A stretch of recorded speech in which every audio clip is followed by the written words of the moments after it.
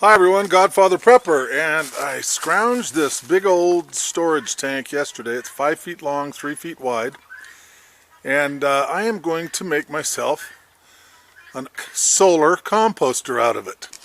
Now what I have here is a frame that they ship tractors on. The Kubota tractors get bolted down to this and they ship them, and then when they arrive at the dealership they pop them off and throw these away. And as you can see, there's a lot of metal there, and I pick them up and I can get all of them I want for free. And I'm going to use this as the frame, and I'm actually going to put wheels on it so I can roll it around. And here is an old transmission I have and some wheels. I think I'm looking at these. Other than they're flat, I need to figure out a way to fill them and seal them. Okay. Here it is in the shop. I'm getting ready to start carving on it, and that is where the wheels are going.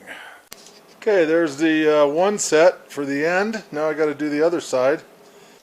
Okay, there's phase one. Barrel fits on that, and those should roll it just fine. I need to put end stops on it, little wheels on the end that'll stop it, and then I need to throw a axle on it, and I need to devise the solar mechanism with a battery to turn it. Now this thing is too big to just move when you need to move it, and I do want it to be portable so I can move it to my materials as opposed to moving my materials to it. So what I'm doing is putting an axle on it. That's an old bed frame, and I'm going to beef that up a little bit, but these tabs were already on the crate, shipping crate, and here's my tire. I've got two of these. They're Firestone. They're old solid tires, industrial tires with needle bearings, and they're from a roll-around well site, gas well fire extinguisher. So they're really stout, and I mean these things are just bulletproof. They'll work just fine for this application. Okay, that's what the basic unit looks like. I'm almost ready to put the tank on, but I'm going to have to take it outside to do that. I got to tell you, all in all, I'm really happy with how this thing's turning out so far. And this trailer, I've got another set of tires, and I've got another one of these tractor shipping frames, and I'm really tempted to build myself a long flatbed trailer. I've always wanted one, so when I load trees and stuff, I don't have to lift them up and over and in. It'd be nice to have kind of a low slung unit, and probably get one built in a couple 3 hours, because I don't need all of these little wheels on it. So that might be our next project. We'll see. Okay, brought the tank up to the shop. It is a lovely January morning, and it's a little cold, but not too cold to work outside. Anyways, what we're doing here is making sure that there's nothing inside the tank. It's been aired out it's actually rusted inside, so this is perfect.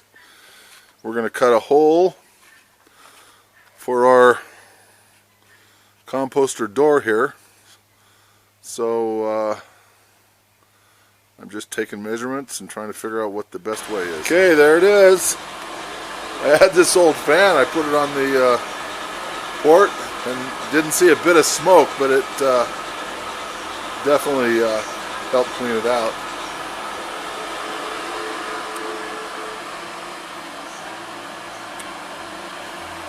Okay, the hinges were scrounged off a display somebody was throwing away. Had a bunch of hinges, and I took them off and saved them. And this got at a local yard sale. Perfect for this application. Locks it and secures it. And if I'm even worried about it, I can put a pin through there. But that is absolutely what the doctor ordered. Our next step is we're going to put it on the trailer. And you know, I got to thinking, instead of doing 50 little holes, I'm sure this one big hole will do, plus the gap in the door and the two holes on the ends. I might be totally wrong, but okay, we're getting close. Kind of getting excited, other than I know the weather's going to get lousy for a couple months, but I'm hoping there's enough mass in this to be able to do some serious winter composting. Anyways, you'll notice I put these little levelers on there. They're basically just to kind of help distribute the weight and keep it from wobbling. That way I can park it anywhere and set it up for the terrain. It's coming along well, and this is going to be the pedestal for the motor. It's adjustable because I've got to make it hit dead center, which is what I've done, is marked. Yeah, you can see those barely, I think. This is a transmission and motor that were scrounged out of an old lift gate like they have at airports and parking lots. It's 24 volts, but it's running on 12 fine. It's got tremendous amount of torque. You won't be able to stop it. So I think I'll run it on 12. I may bump it to 24. I don't know. We'll just wait and see what happens. Now this wheel is the stop wheel, so it doesn't fall off the back. And I've been saving that single wheel for years and wondering why, and just figured it out today. It's a nice little heavy-duty wheel, should work fine. Okay, here's our first test before I brace everything. And it is running a little slow, so we are going to take it to 24 volts. And it should work absolutely fine. And nice speed. And our U-joint's working great here.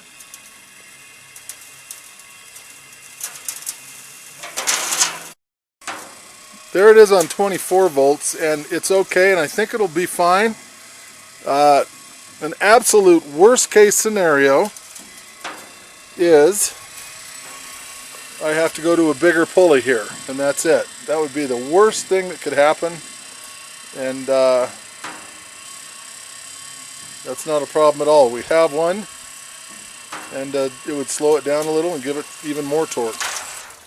Prepping this thing is pretty straightforward, particularly with the power. I've wire brushed it, and now I'm cleaning it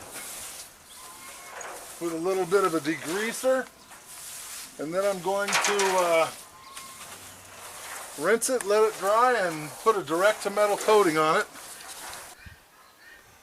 Okay, there it is with a coat of paint. Now I'm just doing the finishing wiring. I've got to build some brackets to hold my control and my little solar panels that I scrounged. Here's my tower,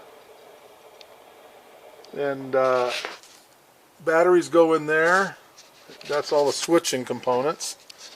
And I have a little problem I'm just trying to figure out, and that is the batteries are going to be in series, which puts out 24 volts. My two panels are 12 volts, 6 volts each, so I run those in series. I get 12 to charge them.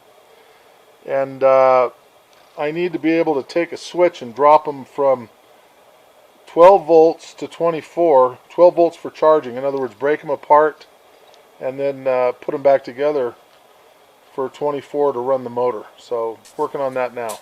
Here's the wiring I came up with. What I've got is a big old toggle switch, and as you can see, it's 25 volts. Now when I flip it, it goes to 12 volts.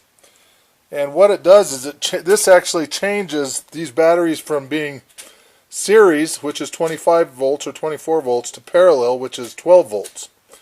So when this is on, which will only be for a minute or two every few days, however often I want to rotate it, it's running 25 volts. When I flip it off, it turns these back into a parallel setup and allows the little solar panels to charge them for the day or two or whatever while they're just sitting there idle. It's snowing right now. And look at that, 16.5 volts. Now, I don't, yeah, you can see it right there. I put a little diode in there to keep it from draining at night. So it'll simply charge in the day, and at night it'll essentially won't go the other way, shut off.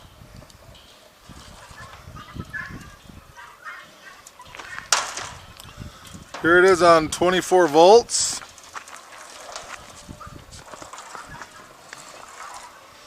And